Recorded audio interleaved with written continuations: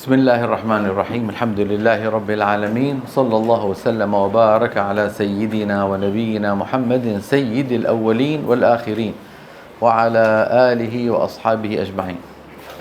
السلام عليكم ورحمة الله تعالى وبركاته. كنا بالأمس قد تكلمنا على المدود التسعة، أنهينا الكلام على المدود التسعة التي لا يسع قارئ القرآن الكريم جهلها، وهي المد الطبيعي والبدل والعوض والصلة بنوعيها والمنفصل والمتصل واللازم والعارض للسكون ومد اللين.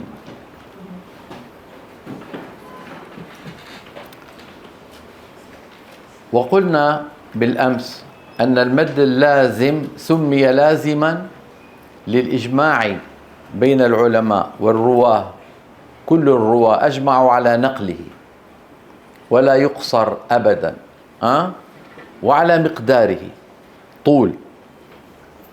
والمتصل سمي واجبا لأنهم أجمعوا على مده ولكن اختلفوا في إيه؟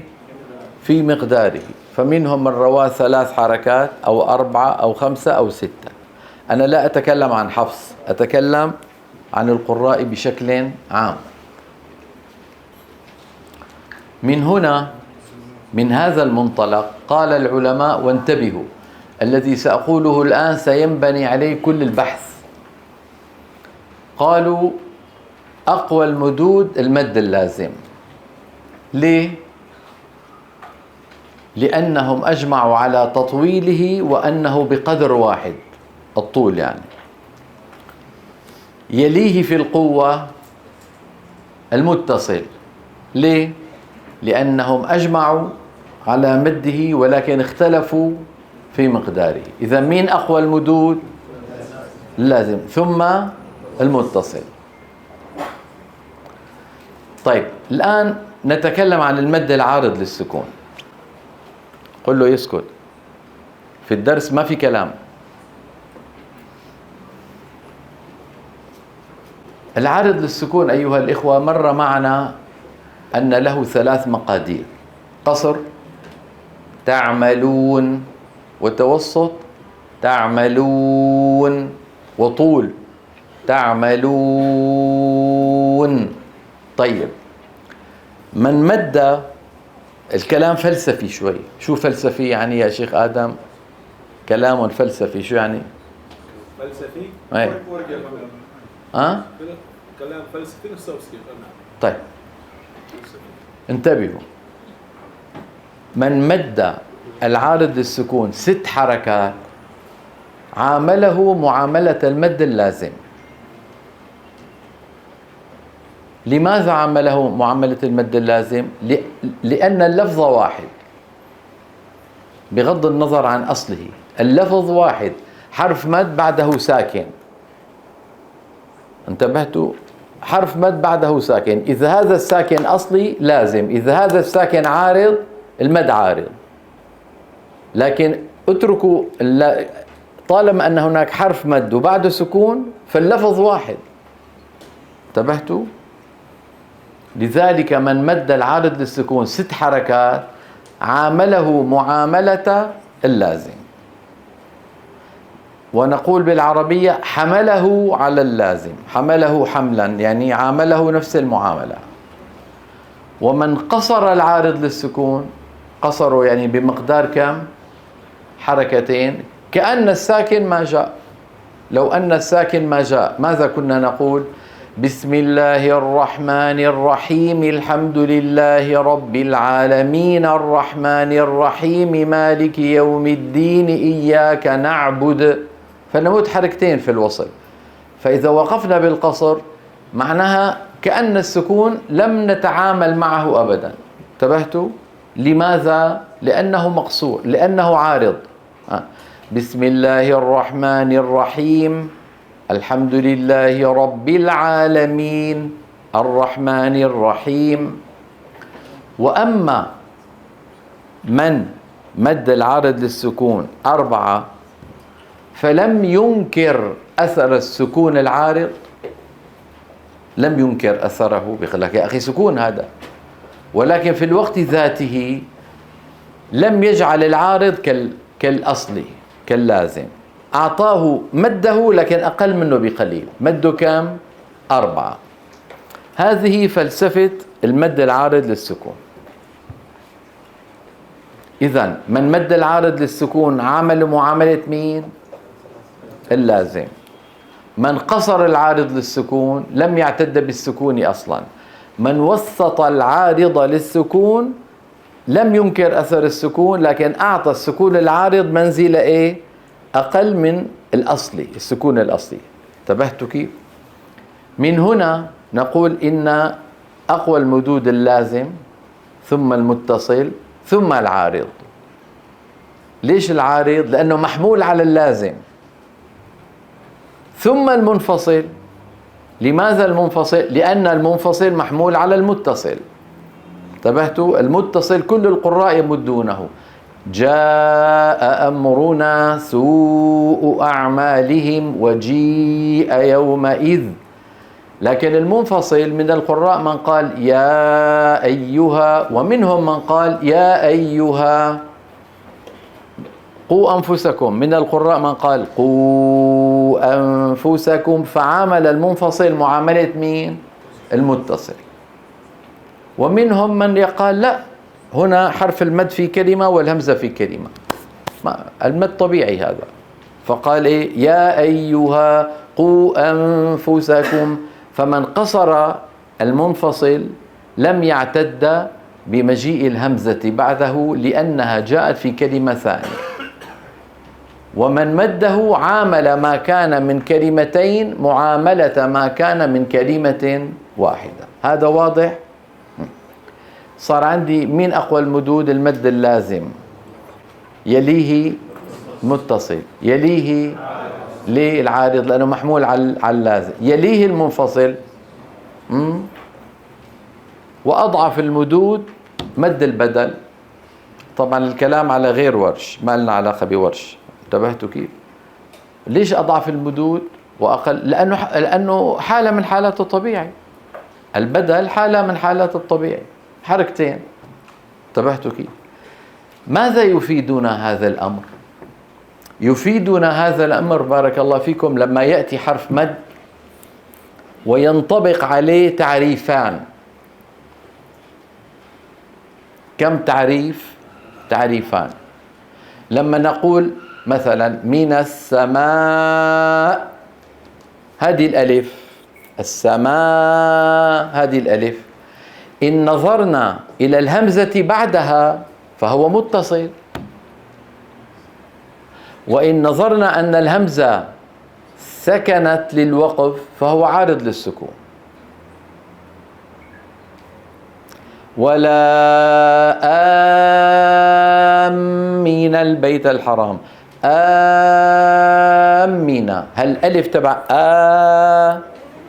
إن نظرنا إلى أنها همز ممدود فهي بدل، وإن نظرنا إلى أن بعدها ميم مشددة فهو لازم كلمة مثقل.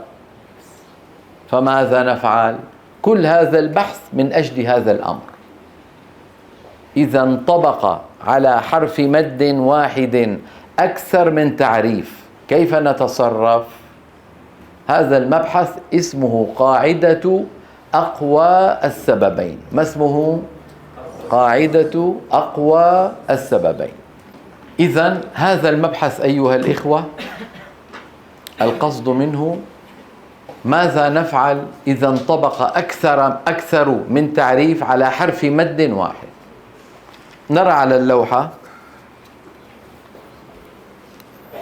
أقوى المدود. بناء على ما تقدم في اللوحة الماضية فقد صنف أئمة القراء المدود الأقوى فالأضعف، يعني الأقوى فوق واللي أضعف تحته، كما يلي. أولا اللازم، ليه؟ للإجماع على مده وعلى مقداره. ثانيا المتصل، للإجماع على مده لا على مقداره. ثالثا العارض، لأنه مد بحمله على اللازم. انتبهتوا؟ كليا يعني 6 حركات، أو جزئيا يعني 4 حركات. فالمنفصل لأنه مد بحمله على المتصل كليا أو جزئيا كما قلنا هنا. وهنا نرى المد الأخير أضعف المدود ما هو؟ البدل، وهو أضعفها لأنه حالة من المد الطبيعي. قد يقول قائل ما ذكرت العوض؟ العوض ما ينطبق عليه شيء. ما ذكرت الصلة الصغرى ما ينطبق عليها شيء. انتبهتوا كيف؟ يعني ما ينطبق تعريفان على مد واحد. هذه لازم تكون مستحضرة في الذهن هذه اللوحة. قاعدة أقوى السببين: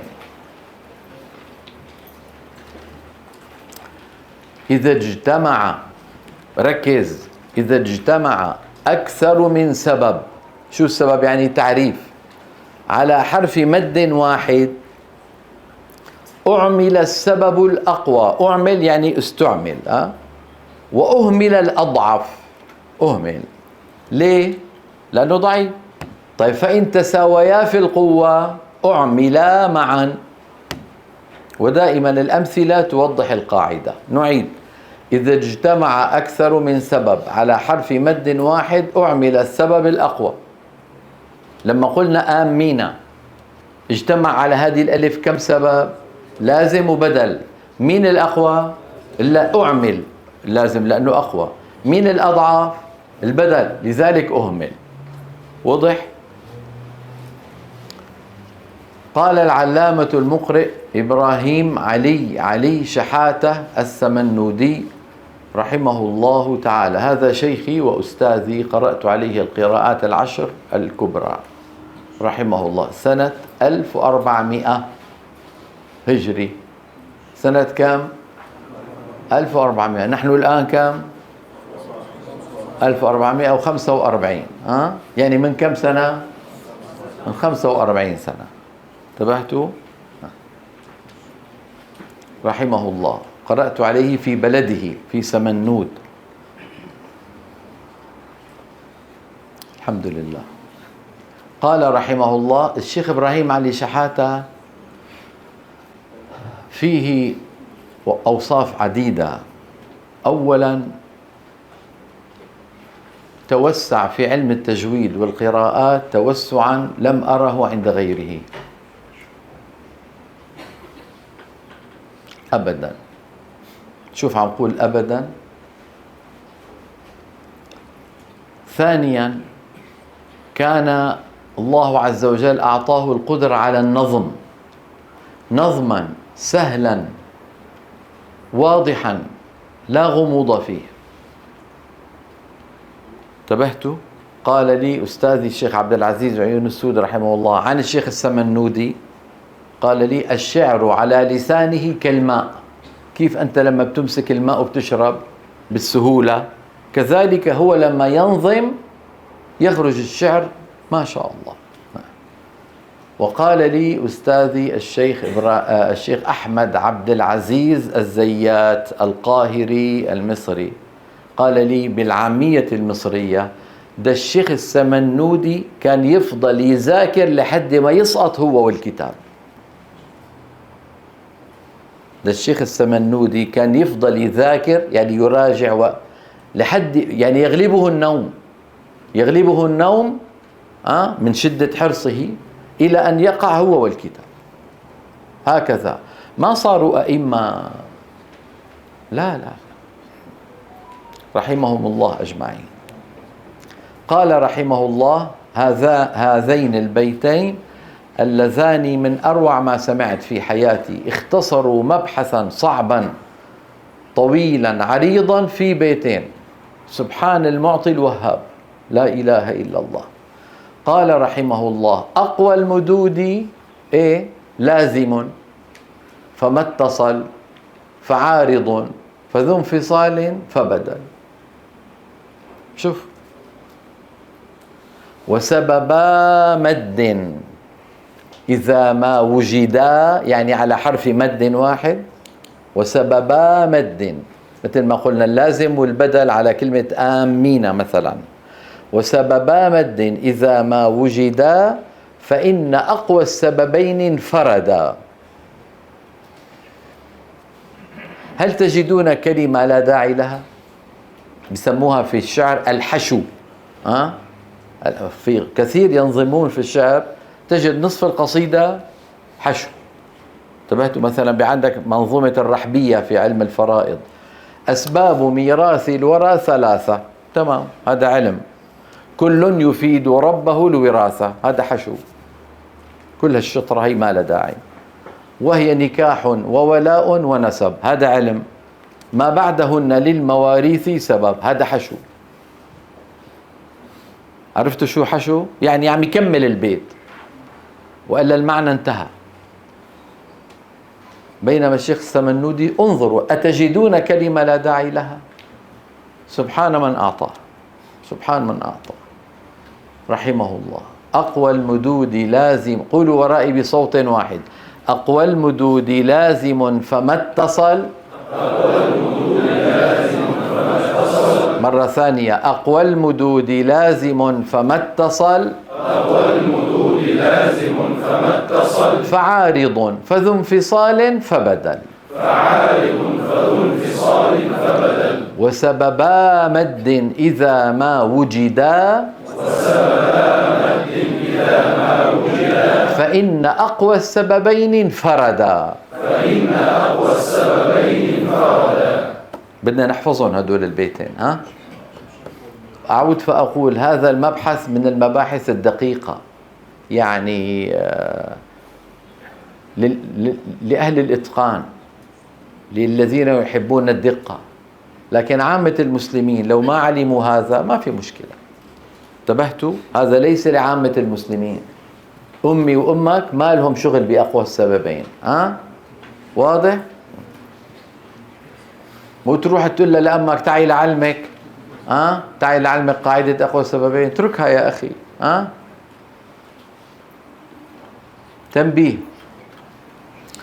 من مد العارض للسكون من القراء بمقدار حركتين لم يعتد بالسكون العارض، كأنه ما جاء سكون، قال لك هذا عارض وجودك عدمه. من مد 4 حركات اعتد بالسكون العارض ولكن اعتداد جزئي، لم ينكر أثر السكون ولم يسوي بين العارض والأصلي. ومن مد العارض 6 حركات اعتد بالسكون العارض اعتدادا كليا وحمله على مين؟ على اللازم. ثانيا، من مد المنفصل من القراء حركتين لم يعتد بمجيء الهمز في الكلمة الثانية، يا أيها. من مد أقل من المتصل اعتد بالهمز في الكلمة الثانية اعتدادا جزئيا. من مد المنفصل مساو للمتصل اعتد بالهمز في الكلمة الثانية اعتدادا كليا. انتبهنا؟ طيب، نرى على اللوحة العليا اجتماع اللازم والبدل. ذكرنا منذ قليل كلمة آمين، والآن نذكر كلمة إيش؟ الله. انظروا، أليس هذا بدل؟ أليس همز ممدود؟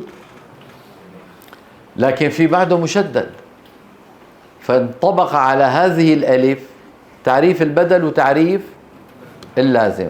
نأخذ من ونترك من؟ نأخذ اللازم ونترك البدل. مين أقوى؟ أقوى المدود لازم، تمام؟ فنقول الله. ولو سئلنا ما هذا المد نقول لازم.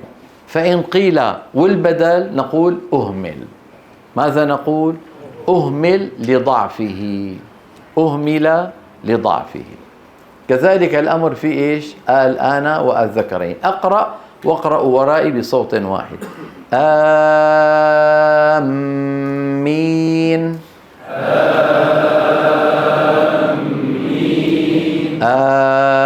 الله. الله. الآن.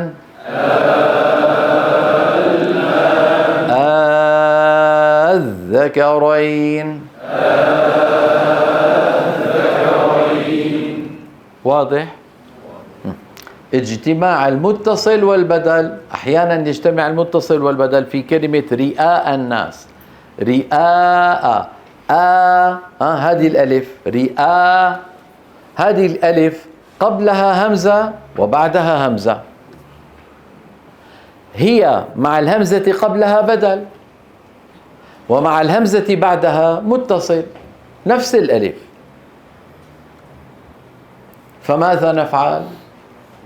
نأخذ المتصل ونهمل البدل. انتبهتوا كيف؟ لأنه المتصل أقوى من البدل. أقوى المدود لازم فما اتصل، فعارض فذو انفصال فبدل. انتبهنا؟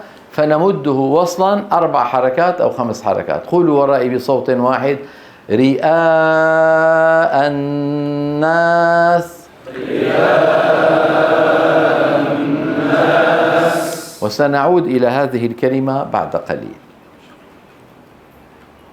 اجتماع المنفصل والبدل.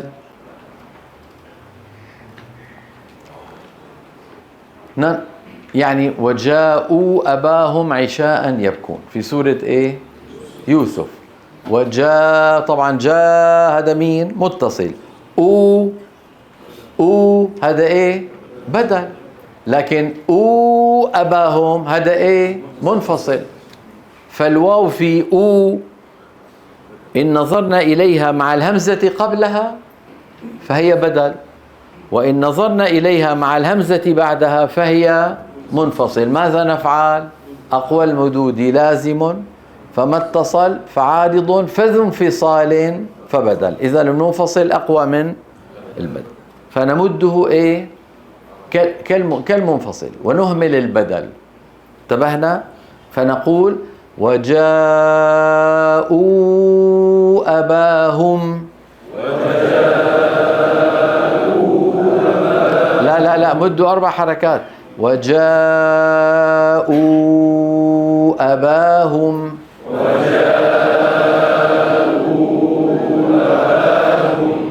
تمام. فإن سئلنا ما هذا المد نقول منفصل، فإن قيل والبدل نقول أهمل لضعفه. أهمل لضعفه. هذا إن مددنا المنفصل. طيب إذا قصرنا المنفصل، أنا عم بقرأ وأريد أن أقصر المنفصل. وجاءوا أباهم، ما هذا المد؟ له سببات. انتبهتوا؟ نقول منفصل وبدل، أو بدل ومنفصل، لأنه انطبق التعريف. البدل يقول لي مد حركتين، والمنفصل يقول لي مد حركتين. انتبهتوا؟ نرى على اللوحة إذا اجتمع المنفصل مع البدل على حرف مد واحد أعمل السبب الأقوى، هذا إن مددنا يعني، وأهمل الأضعف. فإن تساويا في القوة إيه؟ أعملا معا. نحو وجاءوا أباهم. ولوحة التالية توضح ذلك.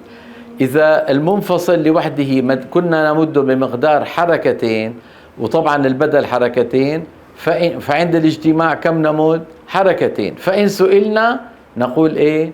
مد له سببان، لأنه المنفصل لوحده حركتين والبدل لوحده حركتين. أما إن كنا نمد المنفصل 4 أو 5 والبدل طبعا حركتين، فنمده 4 أو 5. فإن سئلنا نقول منفصل، اعتد بالمنفصل، اعتد بالمنفصل، وأهمل البدل لضعفه. اجتماع المتصل والعارض للسكون، هذا يأتي كثيرا في التلاوة.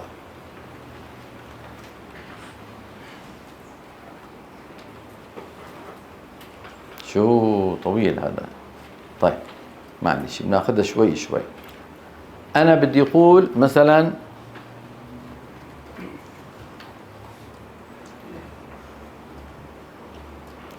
وما يستوي الأعمى ولا المسيء، ولا المسيء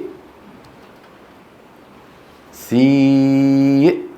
طيب هذه الياء إذا نظرت إليها مع الهمزة بعدها فهي متصل، وإن نظرت إليها على أن ما بعدها سكن للوقف فهي إيه؟ عارض للسكون. فماذا أفعل؟ ماذا تفعل؟ أنت شو وضعك؟ كم تمد المتصل وكم تمد العارض؟ المتصل طبعا عم نحكي بشكل عام، ممكن ينمد 4 أو 5 أو 6، والعارض السكون حركتين أو 4 أو 6. عرفتوا كيف؟ اللوحة التالية توضح ذلك. انظروا إلى اللوحة. أنا عم بقرأ وعم مد المتصل 4 حركات، وعم مد العارض للسكون حركتين. فإذا وصلت إلى السماء أو مسيء وبدي وقف عليها، كم أمد؟ 4، على أنه شو؟ على أنه متصل. مين أهمل؟ السكون اللي هو العارض يعني. طيب إذا أنا عم مد المتصل لوحده 4 والعارض 4 ووصلت إلى السماء ووقفت عليها، كم حركة أخف؟ 4. فإن سئلت ما هذا المد، شو بقول؟ مد له سببان. أنا عم مد المتصل 4 والعارض للسكون 6 ووصلت إلى السماء، كم أمدها؟ أمدها 6، لأنه العارض هنا محمول على اللازم، واللازم أقوى من المتصل. عرفتوا؟ فهنا اعتد بالسكون اللي هو العارض حملا على اللازم، فأمده 6 عند الوقف. فإن سئلت ما هذا المد، أقول عارض للسكون. فإن قيل لي والمتصل، أقول أهمل لضعفه في هذه الحالة. طيب أنا عم مد المتصل 5 وعم مد العارض حركتين ووصلت إلى كلمة السماء، كم أقف عليها؟ 5، على أنه إيه؟ متصل وأهمل السكون اللي هو هذا يعني. أنا عم مد المتصل 5 والعارض 4 ووصلت إلى السماء، كم حركة أمد؟ 5، على أنه إيه؟ متصل. مين أهمل؟ السكون. أنا عم مد المتصل 5 والعارض للسكون 6 ووصلت إلى السماء، كم حركة أقف عليها؟ 6، على أنه عارض للسكون وأهمل المتصل، لأنه صار العارض أقوى لأنه محمول على اللازم، واللازم أقوى من المتصل. أنا عم مد المتصل 6 والعارض حركتين، فإذا وقفت كم أقف؟ 6 وأهمل السكون اللي هو الحركتين. عم مد المتصل 4 وعم مد العارض 4، عفوا عم مد المتصل 6 وعم مد العارض 4. لما أقف على السماء أقف عليها كم حركة؟ 6. من الذي أهمل؟ السكون اللي هو العارض. أنا عم مد المتصل 6، آخر سطر، عم أقول أولئك على، عم مد 6 ووصلت إلى من السماء، كم حركة أمد؟ 6. ليه؟ مد له سببان. ما معنى مد له سببان؟ يعني لو كان المتصل لوحده سأمد 6، ولو كان العارض لوحده سأمد 6. فكيف إذا اجتمعا؟ أمد 6. انتبهتوا؟ هذا من الدقائق، هذا المبحث من الدقائق. هذه التي قلت لكم سنعود إليها، كلمة رئاء. قلنا منذ قليل إن رئاء فيها بدل وفيها إيه؟ متصل. طب وإذا وقفنا عليها؟ أيوة، صار فيها 3 أسباب. كم سبب؟ السبب الأول بدل، السبب الثاني متصل، السبب الثالث عارض للسكون. نرى على اللوحة اجتماع المتصل والبدل والعارض. ترى هذا الأمر نادر الحدوث، نادر جدا، وذلك عند الوقف على نحو قوله تعالى رئاء. كم سبب؟ 3. فيهمل البدل لضعفه. اتفقنا البدل ضعيف، شو بقي عندي؟ المتصل والعارض، ويبقى المتصل والعارض للسكون، فيطبق عليهما ما سبق من قواعد أعلى. وضح؟ حدا فهم شيء؟ في حدا فهم شيء مما قلت؟ اي والله نعمة، الحمد لله. طيب، اجتماع العارض للسكون والبدل هذا مثل ايش؟ مثل يراءون ويمنعون الماعون. يرى، طبعا يرى هذا متصل. أونا، هذا ايش اسمه؟ بدل، لما بوقف عليها أون فصار عارض. فما هذه الواو ما حكمها؟ نرى على اللوحة. إذا اجتمع العارض للسكون مع البدل على حرف مد واحد أعمل السبب الأقوى وأهمل الأضعف، فإن تساويا في القوة أعملا معا. نحو شنآن. شايفين هذه الألف هذه الحمراء مع الهمزة قبلها شو اسمها؟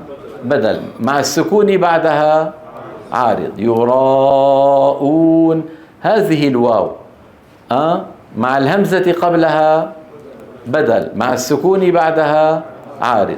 خاسئين، هذه الياء مع الهمزة قبلها بدل، مع السكون بعدها عارض. واللوحة التالية توضح ذلك.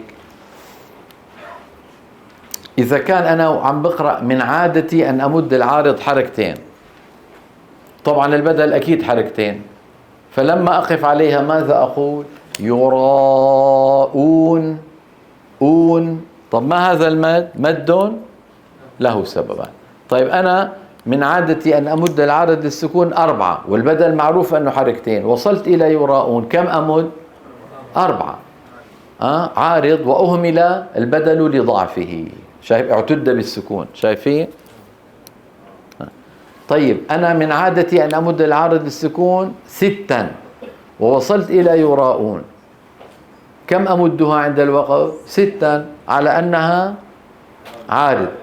انتبهت؟ طب والبدل أهمل لضعفه فاعتد بالسكون. انتبهتوا كيف؟ ولم يعتد بالهمزة التي قبل حرف المد. صعبة؟ حدا فهم شيء؟ نعمة. انتهى البحث. يلا خذوا فاصلا، وخذوا أسبرين أو بنادول أو شو اسمه الدواء المنتشر هنا للوجع الرأس؟ حتى اسمه صعب، لا إله إلا الله. إذن المبحث الذي مر معنا اسمه قاعدة أقوى السببين. الفائدة منه عند اجتماع أكثر من سبب على حرف مد واحد. القاعدة فيه ما ذكره فضيلة الشيخ السمنودي رحمة الله تعالى عليه: أقوى المدود لازم فما اتصل، فعارض فذو انفصال فبدل، وسببا مد إذا ما وجدا، فإن أقوى السببين انفردا. المبحث الذي بين أيدينا الآن سهل جدا وتعرفونه، يعني المباحث الثقيلة ذهبت، كل المباحث التي فيها ثقل ذهبت. الآن مخفف، مو في مثقل ومخفف؟ أي المثقل راح، الآن شو بقي؟ مخفف. إتمام الحركات تعرفونه كلكم. عندنا في اللغة العربية الفتحة والألف، والضمة والواو، والكسرة والياء. ما العلاقة بين الفتحة والألف؟ الفتحة ألف قصيرة، والضمة واو قصيرة، والكسرة ياء قصيرة. صعبة؟ طالما أن الفتحة ألف قصيرة، إذن صوتها يجب أن يكون مطابقا لصوت الألف. أليست الفتحة ألف صغيرة أو قصيرة؟ فصوتها يجب أن يكون مطابقا للألف. لا يصح أن أقول وجاء وأفتح فمي هكذا فتحا جميلا، ثم أقول كتب الله لأغلبن أنا ورسلي إن الله قوي عزيز. لك يا أخي يا حبيبي افتح فمك عند الفتحات كما فتحت فمك عند الألفات. كذلك الأمر عند الضمة والواو. إذا كنت عند الواو تقول تعملون سوء أعمالهم. أيضا الضمة أقول إنكم كو، ولا تقل إنكم. انتبهنا؟ كذلك الكسرة والياء. إذا كنت في الياء تقول وجيء، لما تنطق حرف مكسور انطق الصوت نفسه لكن قصير. بسم الله الرحمن الرحيم. بسم، ولا تقل بس. بس هذه كسرة ناقصة. بسم الله الرحمن يوجد من يقرأ ويقرئ كذلك، وخاصة في الأردن، خاصة في الأردن شيء مؤسف. تصدر للإقراء من لا يصلح للإقراء، هو بحاجة إلى من يعلمه، ولم يتقن ثم يجلس يعلم. تعلم ماذا يا أخي؟ روح تعلم أنت بالأول، أتقن ثم اجلس للتعليم. بسم الله الرحمن الرحيم، ما هذا؟ والله واحد جامع القراءة العشرة قال ممكن تسمع مني؟ قلت له تفضل. قال بسم الله الرحمن. هذا المبحث اللي اسمه إتمام الحركات، يعني أول ما يعلمه المشايخ، أول ما يعلمه المشايخ إتمام الحركات. كيف هذا الرجل جمع العشرة على أستاذه؟ كيف؟ أنا والله لا أدري. لذلك رحم الله الإمام الخاقاني لما قال فما كل من يتلو الكتاب يقيمه، ولا كل من في الناس يقرئهم مقري. فما كل من يتلو الكتاب يقيمه، ولا كل من في الناس يقرئهم مقري. إذن خلاصة هذا المبحث الذي لم ندرسه بعد: افتح فمك يا أيها المتكلم عند نطق الفتحات كهيئتهما عند نطق الألفات، وضم شفتيك عند الحرف المضموم كهيئتهما عند نطق الواوات، واخفض فكك السفلي وارفع وسط اللسان عند الحرف المكسور تماما كما تفعل عند الياءات. هذا نرى على اللوحة. يجب على القارئ أن يفتح فمه عند النطق بالحرف المفتوح كهيئته عند النطق بالألف. صعبة؟ كما يجب عليه أن يضم شفتيه عند النطق بالحرف المضموم كهيئتهما عند النطق بالواو. شوفوا الشفتين كيف مضمومتين، هذا منظر أمامي وهذا منظر جانبي، انتبهتوا؟ وعند الواو يرتفع أقصى اللسان هكذا، لكن نحن لا نتكلم عنه لأنه يحدث بشكل تلقائي، لا داعي لأن نشوش الطلاب به، لكن هو يحدث. انتبهتوا؟ قولوا قولوا، انتبهتوا؟ إنكم تبتم تبتم. فالحرف المضموم لا بد عند نطقه من ضم الشفتين، الحرف المفتوح لا بد من فتح الفم عند نطقه كهيئتهما عند نطق الألف، فتحا وسطا كما ذكرت وأكرر دائما، ليس فتحا مبالغا فيه. كذلك الأمر كما يجب عليه أن يخفض فكه السفلي ويرفع وسط لسانه عند النطق بالحرف المكسور كهيئته عند النطق بالياء. انظروا الفك هذا ينزل قليلا، هذا الفك السفلي، ووسط اللسان اللي هو مخرج الياء يرتفع قليلا. باسم. انتبهنا؟ فإهمال هذا المبحث أمره خطير، أمره خطير. انتبهتوا؟ ويعني يخرج أصوات لا تصح،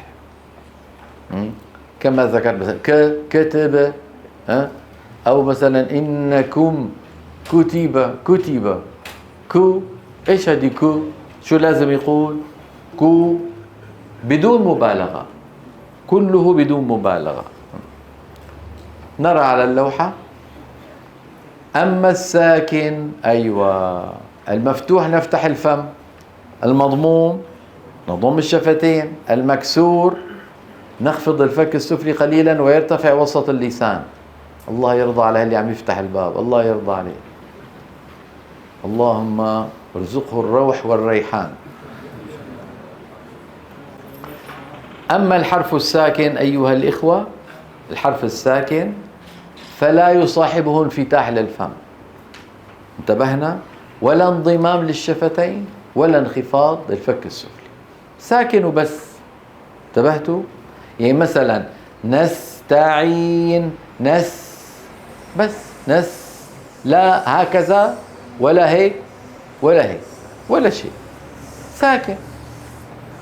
إذن لما ننطق حرفا مفتوحا كم عمل يحدث؟ عملان: المخرج الأصلي وانفتاح الفم، ما با تا سا، المخرج الأصلي للحرف زائد مخرج الألف. لما ننطق حرف مضموم عملان: المخرج الأصلي وضم الشفتين اللي هو مخرج الواو، مو بو تو عو سو، كم عمل؟ عملان. لما ننطق الحرف المكسور أيضا عملان: الحرف الأصلي ومخرج أصل الكسرة. مين أصل الكسرة؟ الياء، بي مي عي سي شي إلى آخره. واضح؟ تنبيه: الضمة واو قصيرة، حكينا عن هذا الموضوع أول ما تكلمنا، والفتحة ألف قصيرة، والكسرة ياء قصيرة، لذا فإن صوت الحركات مطابق لصوت أصولها من حروف المد، إلا أنه أقصر زمنا. هذا كل ما في الأمر، كل ما في الأمر الموضوع طول قصر، أما الصوت مطابق. الكسرة صوتها وهي والياء نفس الصوت، الضمة والواو نفس الصوت، الفتحة والألف نفس الصوت. فعند نطق حرف متحرك نقوم بعملين كما شرحت الآن: نخرج الحرف من مخرجه الأصلي من غير تطويل زائد لزمنه، ونتبع ذلك مباشرة بمخرج أصل الحركة. انتبهنا؟ با با ما بو مو بي مي. هذا هو مبحث أصل إتمام الحركة. هل هو مهم ولا غير مهم؟ من أهم المواضيع. قد تقول لي ليش من أهم المواضيع؟ أقول لك لأنه يتعلق بكل حرف. لما نقول الشين فيها تفشي، هذا المبحث يهم مين؟ حرف الشين. لكن لما نتكلم عن إتمام الحركات، بسم الله الرحمن الرحيم 19 حرفا، تطبق هذا المبحث 19 مرة. عرفتوا لما أقول هذا المبحث أهم ومهم لكثرة استعماله. وضح أيها الإخوة؟ قال العلامة الشيخ أحمد الطيبي في منظومته المسمى المفيد في التجويد، هذه منظومة من أحلى المنظومات في التجويد غير الجزرية، وفيها أبحاث لم يتعرض لها الإمام ابن الجزري رحمه الله. شرفني الله بتحقيقها وطباعتها منذ سنوات عديدة طويلة. من جملة ما قال رحمه الله في هذه المنظومة: وكل مضموم، طبعا مضموم صفة لموصوف محذوف تقديره حرف، وكل حرف مضموم، فلن يتم، يعني لن يتم نطقه إلا بضم الشفتين ضمة. هي ضمة في اللغة العربية اسمها مفعول مطلق مؤكد للفعل. وذو انخفاض، شو الانخفاض؟ يعني الكسر، بانخفاض للفم. هو هنا قال الفم وقصده الفك. يقولون في علم البلاغة العربية أطلق الكل وأراد البعض. قال الفم ما بيهبط، في واحد بينزل راسه كله، ما وإنما ينزل إيه؟ الفك السفلي. وذو انخفاض بانخفاض للفم يتم، والمفتوح بالفتح، يعني والمفتوح يتم بالفتح. افهمي، افهمي فعل إيش؟ أمر. ثم قال رحمه الله: إذ الحروف إيه؟ إن تكن محركة، يعني بابو بي تاتوتي، يشركها مخرج أصل الحركة، مو مخرج الحركة، مخرج أصلها. شو أصل الفتحة؟ الألف. شو أصل الضمة؟ الواو. شو أصل الكسرة؟ الياء. إذ الحروف إن تكن محركة يشركها مخرج أصل الحركة. ثم وضح الأمر فقال أي مخرج الواو ومخرج الألف والياء في مخرجها الذي عرف. ثم قال رحمه الله فإن ترى القارئ لن تنطبق، يعني تنضم شفتيه إلى الأمام. فإن ترى القارئ لن تنطبق شفاهه بالضم كن محققا بأنه منتقص ما ضم، والواجب النطق به متم. كذاك ذو فتح وذو كسر يجب إتمام كل منهما فهمه تصب. شو رأيكم بهالأبيات؟ جميلة ولا مو جميلة؟ جمعت المبحث كله في أبيات سهلة واضحة، لو لم يشرحها لك أحد لفهمتها. أيضا الطيبي آتاه الله القدرة على السهل الممتنع. هذا في الشعر اسمه السهل الممتنع. ما معنى ذلك؟ هو سهل كما ترون لكن ليس كل أحد يقدر عليه. هذا معنى ممتنع، يمتنع على غيره. فأنا في الماضين ما رأيت مثل الطيبي في الوضوح، وكذلك العمريطي رحمه الله في الفقه الشافعي في نهاية التدريب. نظمهما سهل ممتنع. وفي المعاصرين الله يرحمه أستاذنا الشيخ إبراهيم علي شحاتة السمنون. سأقرأ الأبيات ثم تقرؤونها خلفي بصوت واحد. وكل مضموم فلن يتم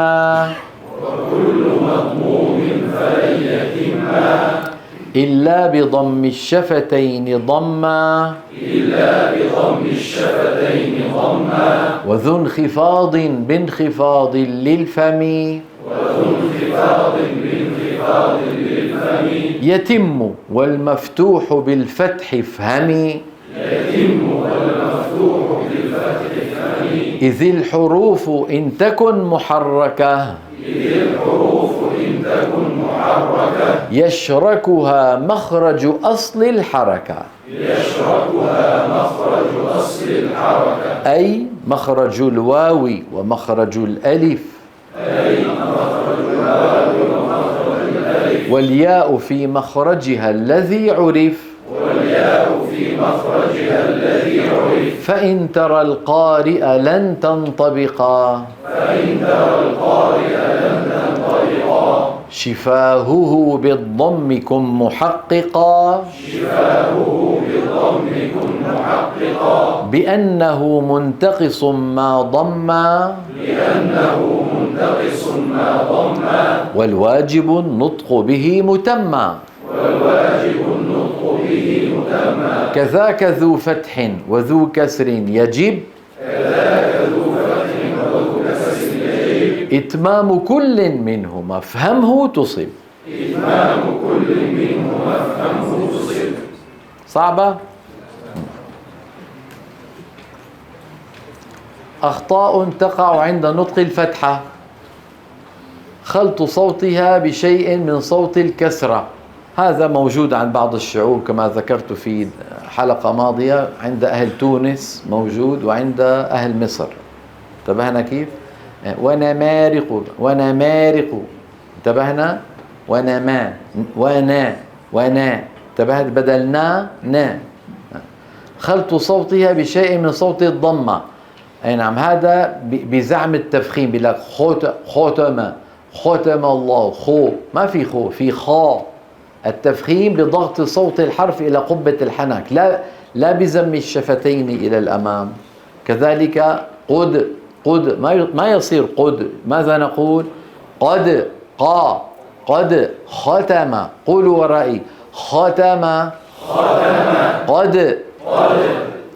ثالثا خلط صوتها بالسكون، وذلك بعدم فتح الفم بالمقدار المطلوب عند النطق بها. نحو الخطأ أعوذ بالله، أعوذ وين الضم يا رجل؟ أعوذ بي، ذو بي، أعوذ بي، مو أعوذ بالله، أعوذ بالله. نعم. الفتحة كتب، كتب الله لأغلبن أنا، كتب، كتب هذا ما يصير هذا يا أخي، لازم تقول كتب، كتب. أخطاء تقع عند نطق الضمة: خلط صوتها بشيء من صوت الفتحة، هذا منتشر جدا.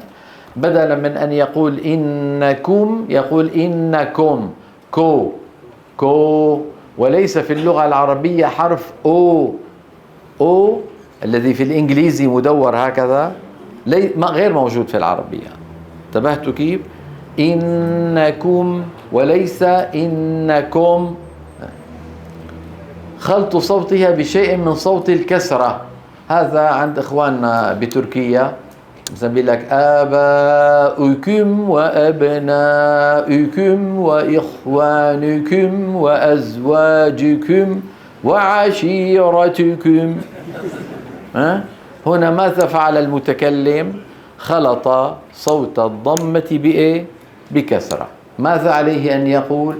آباؤكم وأبناؤكم وإخوانكم وأزواجكم، لا يخلطها بصوت الكسرة.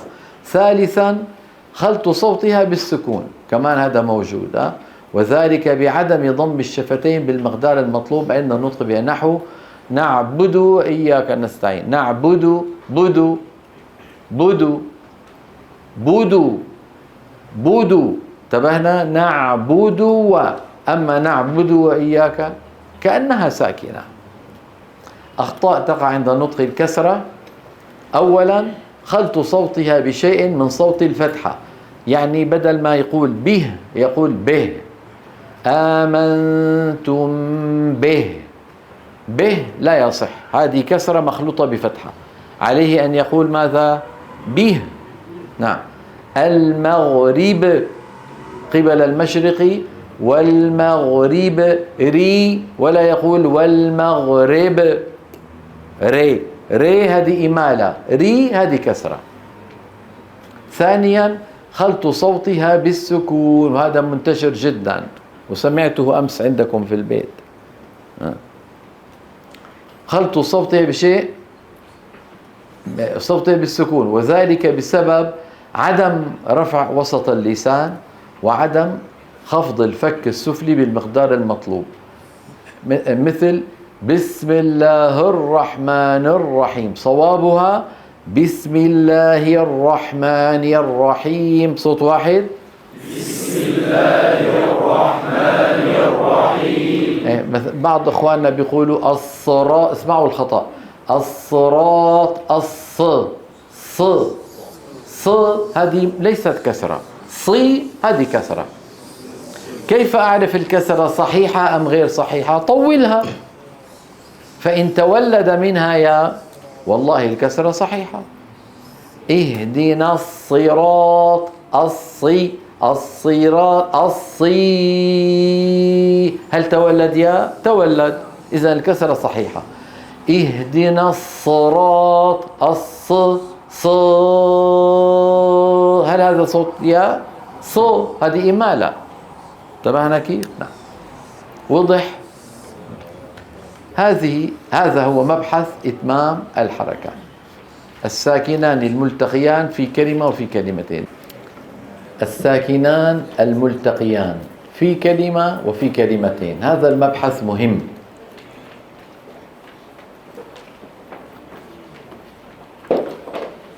هل يجتمع في الكلام العربي ساكنان؟ الأغلب لا يجتمعان، الأغلب لا يجتمعان، في صور خاصة يجتمع فيها ساكنان، أما ثلاثة مستحيل. انتبهنا؟ ثلاث سواكن مستحيل.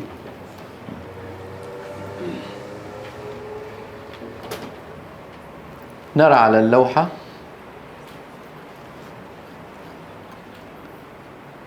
التقاء الحرفين الساكنين بكلمة واحدة. إذن الكلام الآن على الكلمة الواحدة، ليس على كلمتين، كلمة واحدة. هل يجتمع فيها ساكنان؟ يصح الجمع بين حرفين ساكنين بكلمة واحدة في حالتين فقط، في هاتين الحالتين. ما هما؟ أن يكون الأول من الساكنين حرف مد ولين، نحو ولا الضال. الساكن الأول هو الألف، والساكن الثاني هو اللام الأولى الساكنة. أتحاج، أيضا هنا اجتمع الألف والجيم الأولى. جون، هنا اجتمع الواو والنون الأولى. وياسين، أين الساكنين؟ الياء والنون. نون، الواو والنون. عين، الياء والنون.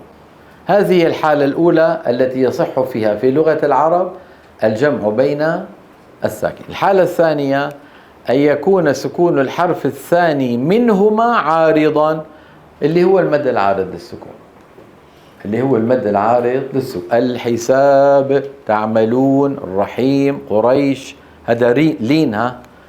خوف، من بعد، بعد، اجتمع ساكنين ولا ما اجتمع؟ اجتمع. كيف جاز ذلك؟ لأن الساكن الثاني سكن عروضا للوقف. طبعا قولوا معي بعدي. من بعد، من بعد. ولا رطب، ولا رطب. انتبهتوا؟ ليلة القدر، ليلة القدر. من الهدي، من الهدي. هذا كله فيه جمع بين ساكنين. ما الذي جوزه؟ كون الساكن الثاني عارض وليس أصلي. ثانيا أن يكون سكون الحرف الثاني، قلناها ما، وهذه أمثلة أخرى. نعم. فقط في كلمة واحدة في هاتين الحالتين نجتمع، ما عدا ذلك لا يصح. التقاء الحرفين الساكنين في كلمتين، الآن في كلمتين، يعني الكلمة الأولى آخرها ساكن والكلمة الثانية أولها ساكن. لا تجمع العرب بين حرفين ساكنين في كلمتين، فإن وجد ذلك في كلامهم تخلصوا منه بإحدى الطريقتين الآتيتين. الطريقة الأولى بإسقاط الأول لفظا، لفظا لا خطا، الخط يبقى. إن كان حرف مد، هذا الشرط، إن كان حرف مد، نحو وقال الحمد لله. وقال آخرها ألف تثنية، ألف للتثنية. وقال الحرف الأول في الكلمة التي تليها لام ساكنة، فيسقطون الألف من اللفظ. يقولون وقال الحمد لله. وقال الحمد لله. وقال الحمد لله. وقال الحمد لله. وإذ قالوا، قالوا آخرها واو ساكنة، لا تغرنكم الألف التي بعد الواو، هذه تكتب ولا تلفظ، وجودها كعدمها. وقالوا اللام الأولى من اللهم ساكنة، اجتمع في النطق ساكنان، الواو في قالوا واللام الأولى من اللهم.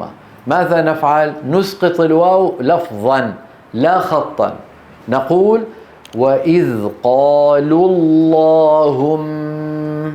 وإذ قالوا اللهم. كذلك الأمر في المثال الثالث، أفي الله شك.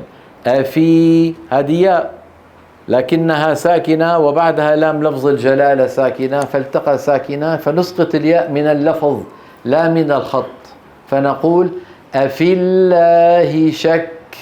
أفي الله شك. هذا كله في حال الوصل، لأن الساكنين لا يلتقيان إلا في الوصل. أما إن وقفنا فنقول وقالا. وقالا. وإذ قالوا. وإذ قالوا. أفي. أفي. انتبهنا؟ ثانيا الطريقة، ما قلنا بإحدى الطريقتين، تخلصوا منه بإحدى الطريقتين. الطريقة الأولى إسقاط الأول إن كان حرف مد. طب الطريقة الثانية تحريك الساكن الأول إن كان حرفا صحيحا أو حرف لين أو تنوينا. انتبهنا كيف؟ مثل من الله، هذه شو أصلها؟ من هذه سكونها أصلي من، لكن حركت بالفتح للتخلص من التقاء الساكنين. انتبهتوا؟ نعم. عليكم القتال، عليكم ميم الجمع ساكنة حركت بالضم هنا للتخلص من التقاء الساكنين. قل اللهم، قل فعل أمر، وفعل الأمر مبني على السكون، قل لكن حرك بالكسر ليه؟ للتخلص من التقاء الساكنين. دعوا ايش هي؟ دعا والله. شو هالآية؟ دعوا الله، قولوا دعوا الله. فإن وقفنا دعوا. يا صاحبي السجن، ولو وقفنا يا صاحبي، هذه أصلها يا صاحبين. انتبهنا؟ أصلها يا صاحبين للتثنية، وحذفت النون للإضافة. يا صاحبي السجن، فالتقى ساكنان فحركت الياء بالكسر فصارت يا صاحبي السجن. انتبهنا؟ نعم. نقرأ مع بعض. من الله عليكم القتال، قل اللهم دعوا الله يا صاحبي السجن. كذلك التنوين اتفقنا في الماضي أنه نون ساكنة. نوح، شو آخرها؟ نون ساكنة. نوح بنه، نوح بنه. ما هما الساكنان؟ التنوين والباء. فنكسر التنوين ونقول ونادى نوح ابنه. نعم. طوى اذهب. انتبهتوا؟ لأنه طوى تنوين نون ساكنة، ذهب أولها ذال. عرفتوا ما هما الساكنان؟ النون والذال. فنكسر النون نقول طوى اذهب، طوى اذهب. تنبيه: الأصل في التخلص من التقاء الساكنين من كلمتين أن يحرك الساكن الأول بالكسر. أغلب التخلص من الساكنين بإيه؟ بالتحريك بالكسر. مثل إيه؟ قل اللهم. انتبهنا كيف؟ وأن لو استقاموا. لوي شو أصلها؟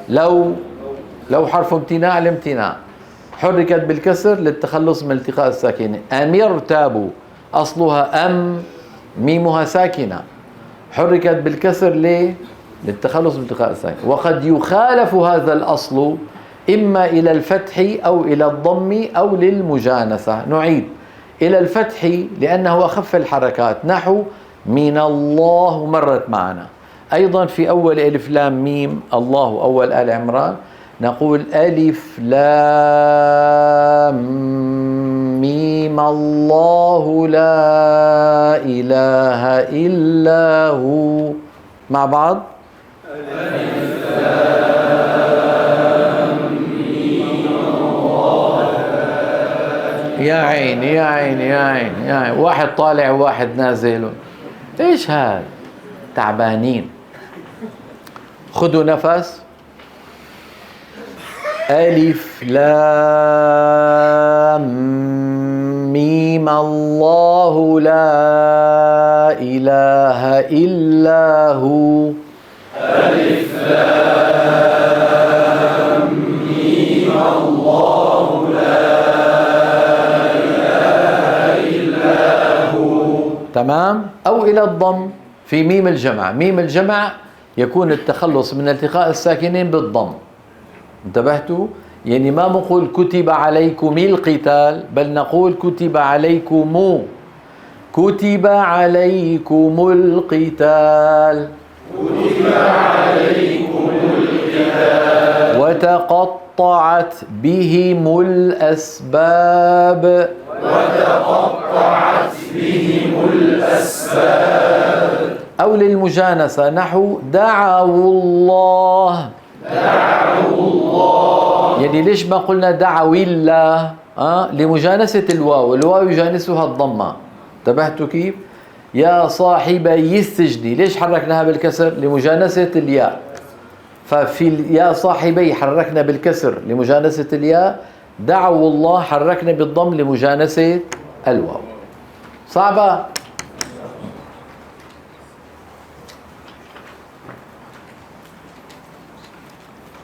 أبحاث متفرقة. ما هي الأبحاث المتفرقة؟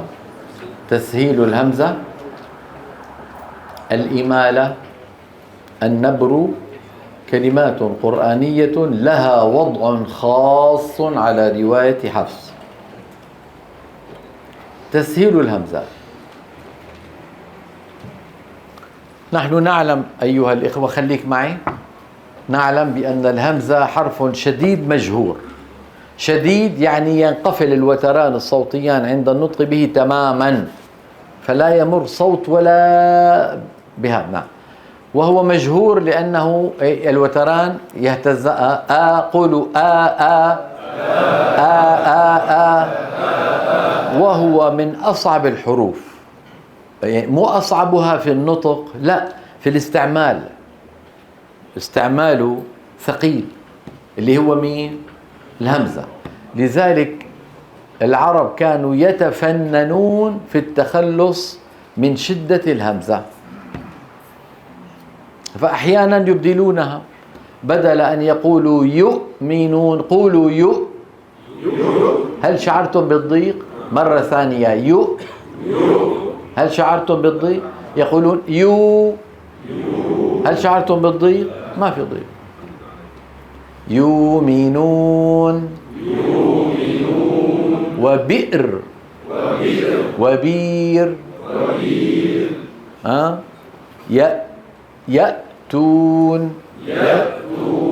ياتون. فماذا يفعلون؟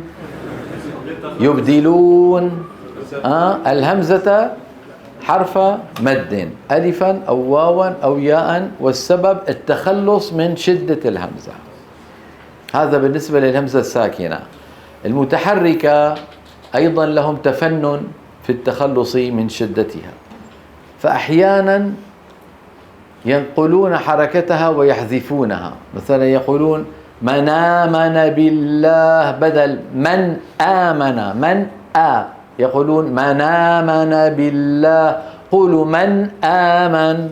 من آمن. من آمن. من آمن. وين الهمزة؟ راح. انتبهتوا كيف؟ وأحيانا يسهلونها، هذا الذي نتكلم عليه الآن. ما هو تسهيلها؟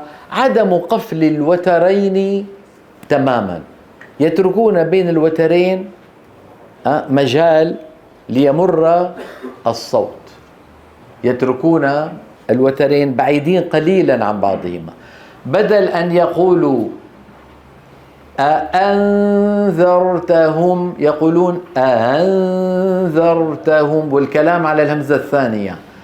قولوا التحقيق أأنذرتهم. أأنذرتهم. الهمزة الثانية كانت محققة، أليس كذلك؟ طيب الآن قولوا هذه الهمزة المسهلة، عدم قفل الوترين. صعبة. أنذرتهم. الآن. الله. الذكرين. أعجمي وعربي.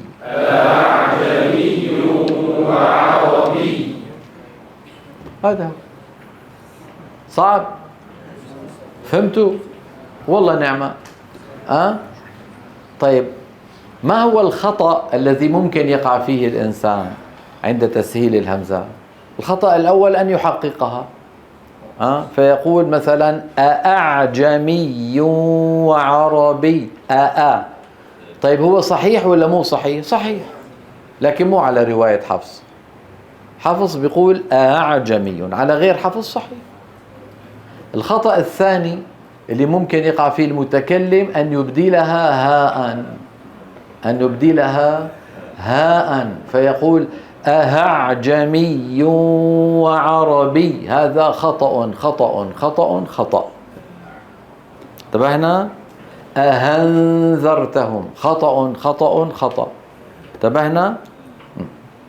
نرى على اللوحة تسهيل الهمزة، هو النطق بالهمزة المسهلة بين الهمزة المحققة وحرف المد المجانس لحركتها. إن كانت مفتوحة ننطقها بين الهمزة المحققة والألف مثل أعجمي.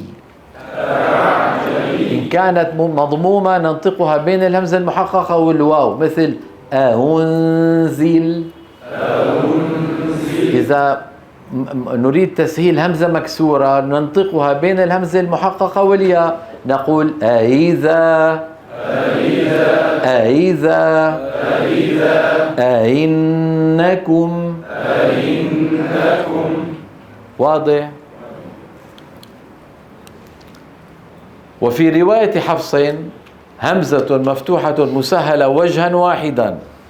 شو يعني وجها واحدا؟ يعني ما عند حفص ما في إلا هذا الوجه، وهي الهمزة الثانية من قوله تعالى في سورة فصلت أعجمي وعربي وتدربنا عليها. فينطق القارئ شو مكتوب؟ فينطقها القارئ بين الهمزة المحققة والألف، والمشافهة تحكم ذلك.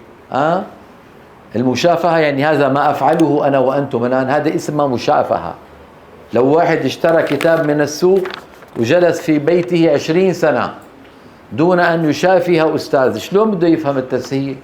مستحيل. انتبهتوا كيف؟ فلا بد من إيه؟ فإذا قرأناه فاتبع قرآنه. الأخطاء التي تقع عند نطق الهمزة المسهلة، قلنا أولا تحقيقها، هذا أحد الأخطاء، أي نطقها همزة خالصة. أعجمي، هذا أخف بكثير من أن يقول أهعجمي.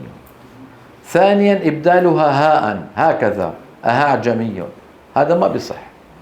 أما تحقيق الهمزة المسهلة فصحيح على بعض القراءات، وأما إبدالها هاء فلا يصح البتة وهو خطأ محض. واضح يا إخواننا؟ فائدة: علامة تسهيل الهمزة المفتوحة في ضبط المصحف وضع دائرة صغيرة مطموسة الوسط. مطموسة يعني هيك، ليست مفتوحة من الداخل. الطمس هو ملونة يعني، هكذا. انظروا إلى ما العلامة هذه فوق ألف أعجمي، رأيتموها؟ نعم. الإمالة، الله يسلمكم، قولوا لشوف كيف خرجت؟ بفتح الفم واللسان في وضع الراحة. تمام؟ طيب قولوا كيف خرجت؟ برفع وسط اللسان وخفض الفك السفلي قليلا.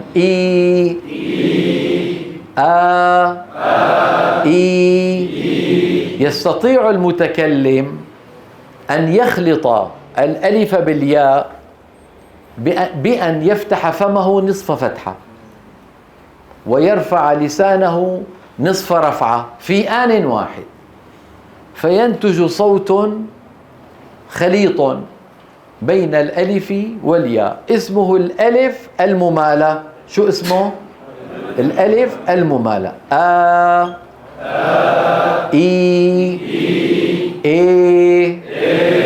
موجود بالروسية.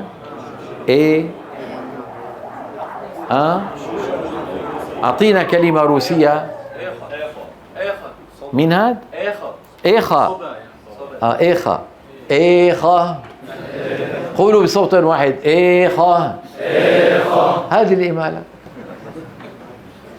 تمام. إيه. فمن العرب من كان ينطق الألف خالصة فيقول موسى عيسى، ومن العرب من كان يخلط الألف بالياء فيميل فيقول موسى عيسى. انتبهنا؟ وفي هذا الزمان أهل لبنان، تسمعون بلبنان إلى جوار سوريا، يكثرون جدا من هذه الإمالة. ليس يكثرون، جدا. يعني مثلا بيقول لك الواحد بدل الواحد الواحد، لبنان لبنان بدل ايه؟ لبنان. انتبهتوا كيف؟ هذه شو اسمها؟ إمالة كبرى. إمالة كبرى.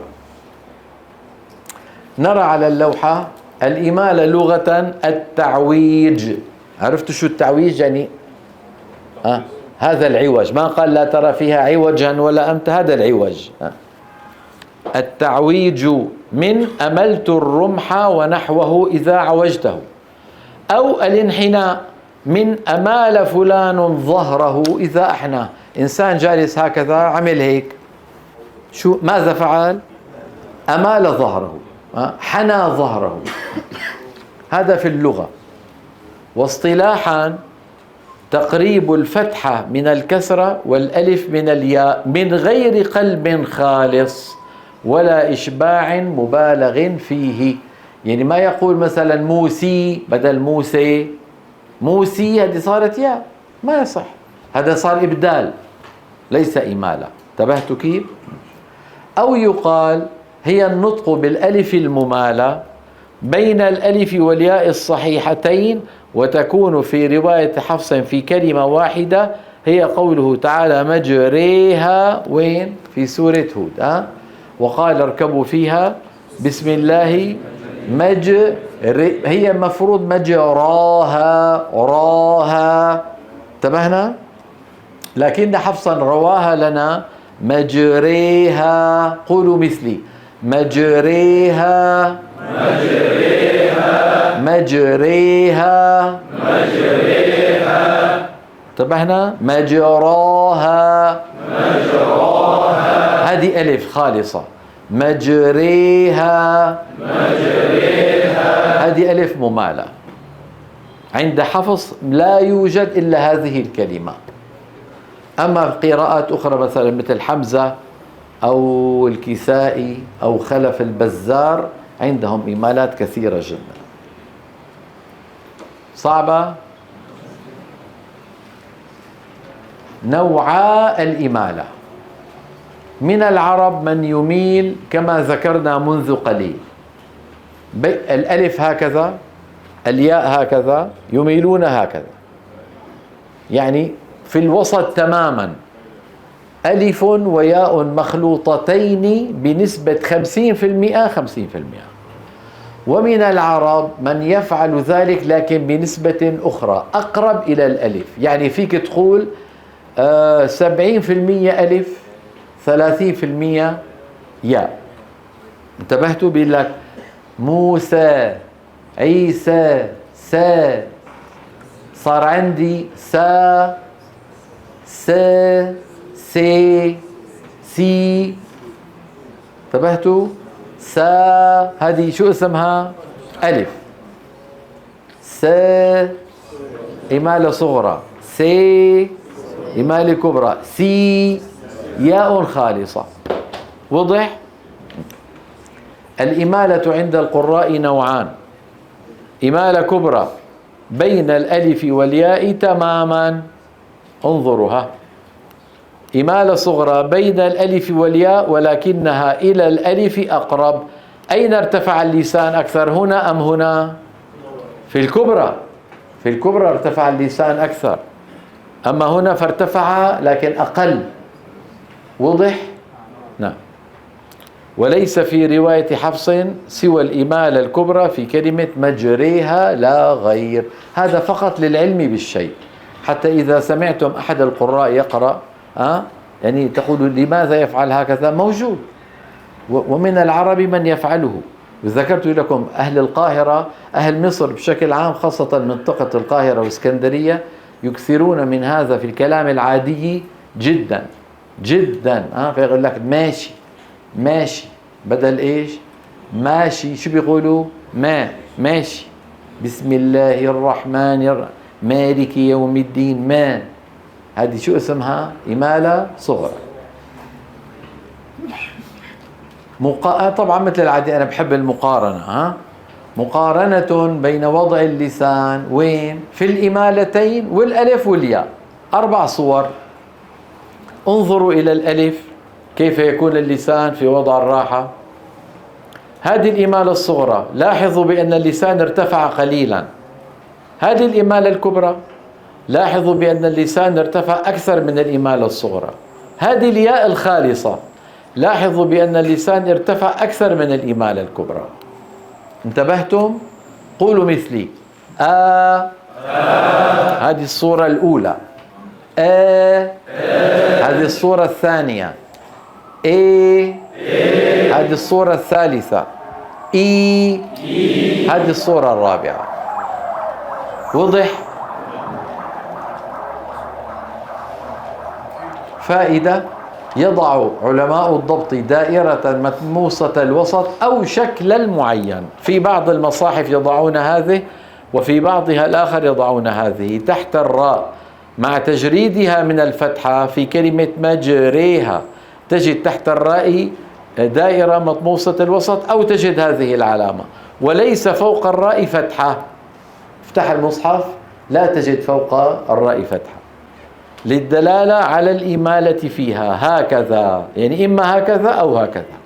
افتح المصحف، إما أن تجد هذه أو تجد هذه، في طبعات قديمة وفي طبعات جديدة. المهم أنه النطق واحد. انتبهنا؟ مجريها. النبر هذا نتركه لغد إن شاء الله تعالى، وهذا مبحث يعني كمان من مكملات القراءة، من مكملات القراءة، نأخذه غدا بحول الله تبارك وتعالى. حياكم الله، والسلام عليكم ورحمة الله.